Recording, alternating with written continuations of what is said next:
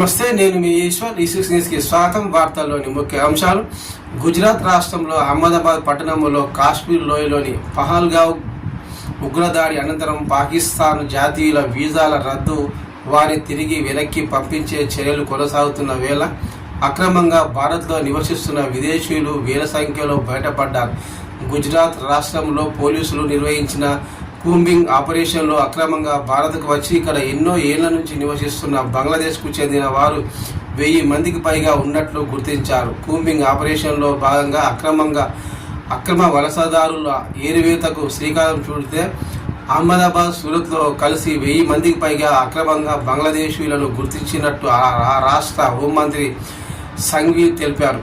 అహ్మదాబాద్లో నివసిస్తున్న బంగ్లాదేశీయులు 890 మంది కాగా, సూరత్లో నివసిస్తున్న 134 మంది పాకిస్తానీలుగా ఉన్నట్లుగా గుర్తించినట్టు హోంమంత్రి తెలిపారు.